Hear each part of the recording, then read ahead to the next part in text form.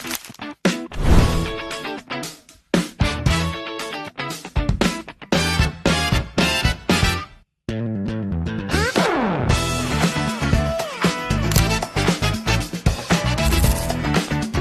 assalamualaikum warahmatullahi wabarakatuh. Di sini saya sebagai pemateri pertama, latar belakang. Struktur baja banyak digunakan pada gedung, jembatan, dan bangunan industri karena memiliki kekuatan tinggi dan berat yang relatif ringan.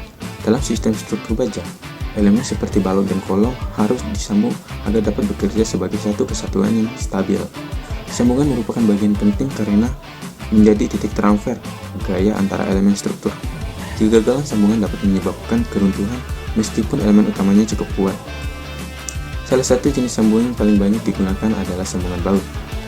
Karena pemasangannya mudah dan efisien, perencanaan sambungan baut harus mengikuti ketentuan dalam SNI 1729 tahun 2020 agar memenuhi aspek keamanan dan keandalan struktur. Berdasarkan latar belakang tersebut, kita mengetahui rumusan masalahnya. Yang pertama, apa yang dimaksud dengan sambungan baut pada struktur baja? Sambungan baut adalah metode penyambung dua atau lebih elemen baja menggunakan baut sebagai alat pengikat. Sambungan ini berfungsi untuk meneruskan gaya tarik, tekan, geser, atau kombinasi dari satu elemen ke elemen lainnya agar struktur bekerja sebagai satu kesatuan. Sambungan baut banyak digunakan karena mudah dipasang, dibongkar, dan dikontrol kualitasnya. Yang kedua, apa saja jenis-jenis sambungan baut dan bagaimana mekanisme kerjanya? Di sini terbagi menjadi tiga. Yang pertama, sambungan tipe geser, bearing connection. Beban dipikul oleh geser baut mentekan atau bearing antar baut dengan plat baja. Terjadi sedikit slip pergeseran sebelum baut menahan beban penuh. Yang kedua, sambungan tipe gesek atau slip critical connection. Beban dipikul oleh gaya gesek akibat baut bekerja dengan gaya prategangan tinggi. Tidak terjadi slip karena gaya gesek antar plat yang menahan beban. Yang ketiga, berdasarkan jenis baut. Di sini ada dua. Yang pertama, baut biasa, non-high strap bolt. Yang kedua, baut mutu tinggi, high strap bolt. Yang ketiga, bagaimana ketentuan perencanaan sambungan baut berdasarkan SNI? Perencanaan sambungan baut mengacu pada SNI 1729 tentang spesifikasi untuk bangunan gedung baja struktural. Beberapa ketentuannya menghitung kuat geser baut, menghitung kuat tarik baut, memeriksa kuat tumpu, bearing pada plat, mengatur jarak tepi dan jarak antar baut minimum, menggunakan faktor reduksi kekuatan sesuai metode LRFD. Tujuan agar sambungan aman terhadap kegagalan geser tarik maupun sobek plat. Yang keempat, faktor-faktor yang mempengaruhi kekuatan sambungan baut. Yang pertama, mutu dan diameter baut. Yang kedua, jumlah baut yang digunakan. Yang ketiga, tebal dan mutu plat baja yang disambung. Yang keempat, jarak antar baut dan jarak ke tepi plat. Yang kelima, jenis pembebanan atau statis atau dinamis. Yang keenam, cara pemasangan dan tingkat kekencangan baut. Tujuan penulisan: menjelaskan pengertian dan fungsi sambungan baut dalam struktur baja bertujuan agar kita dapat memahami apa itu sambungan baut serta perannya dalam menyatukan elemen baja dan meneruskan gaya tarik, tekan, dan geser secara aman. Yang kedua, mengetahui jenis-jenis dan mekanisme kerja sambungan baut agar dapat membedakan tipe sambungan bearing dan slip critical serta memahami bagaimana baut menahan beban baik melalui geser maupun gaya geser akibat prategangan. Yang ketiga, memahami ketentuan perencanaan sambungan baut berdasarkan standar nasional mengacu pada SNI 1729 sehingga perencanaan memenuhi syarat keamanan termaksud perhitungan kuat geser, tarik, dan tumpu atau bearing. Yang keempat, menganalisis contoh perhitungan kapasitas sambungan baut bertujuan melatih kemampuan menghitung kekuatan sambungan berdasarkan diameter baut, mutu baja, jumlah baut, dan jenis pembebanan.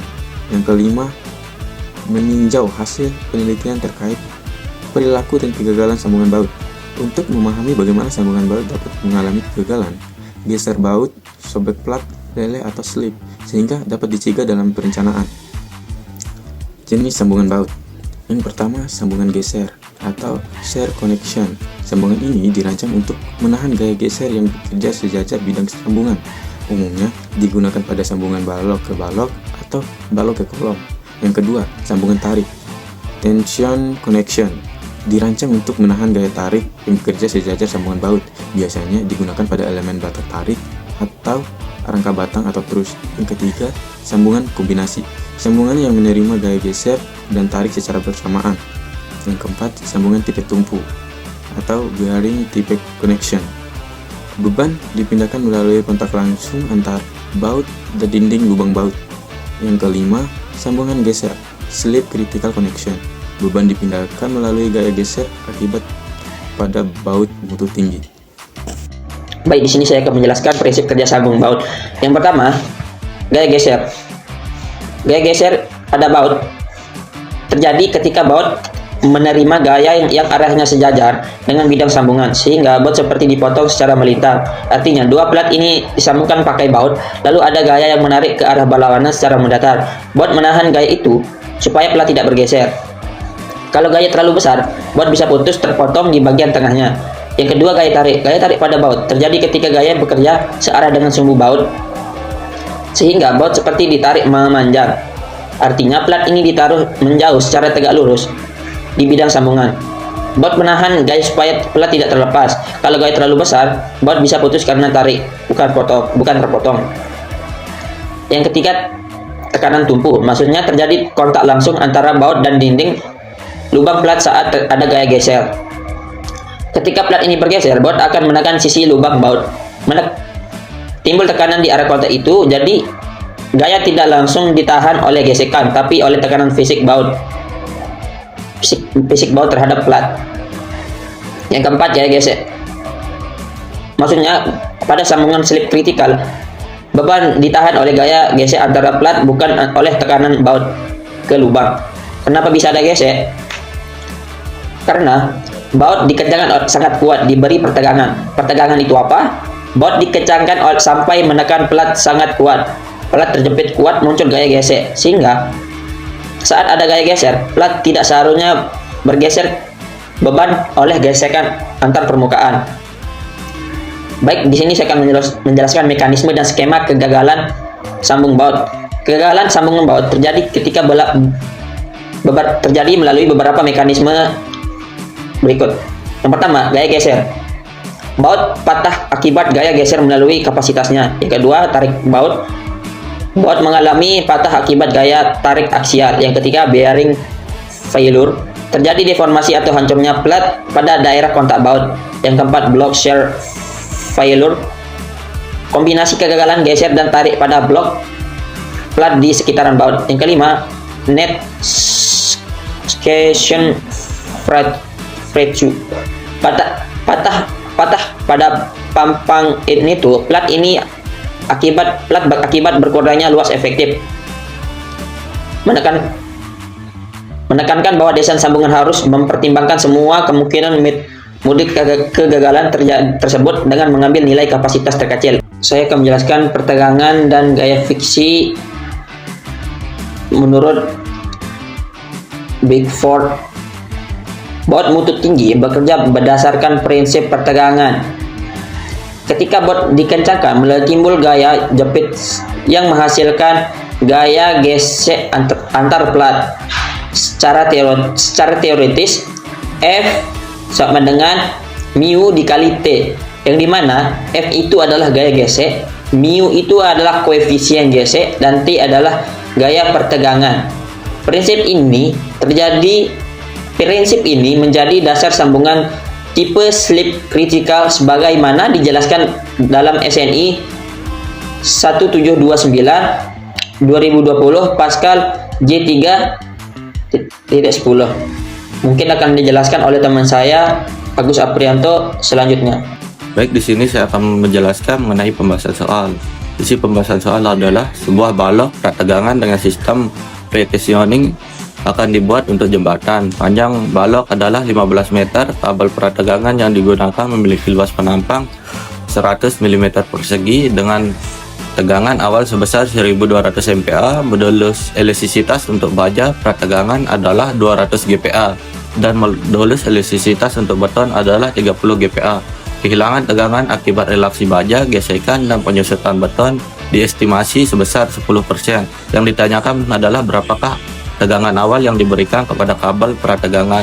Baik, di sini saya akan menjelaskannya. Tegangan awal yang diberikan kepada kabel prategangan, di mana tegangan awal atau PI dapat dihitung dengan mengalihkan luas penampang kabel prategangan atau AP dengan tegangan awal atau sigma P. PI sama dengan AP dikalikan dengan sigma P, dengan AP 100 mm persegi dan sigma P 1200 MPa. PI 100 mm persegi dikalikan 200 MPa sama dengan 12.000 Newton. Jadi tegangan awal yang diberikan kepada kabel prategangan adalah 12.000 Newton.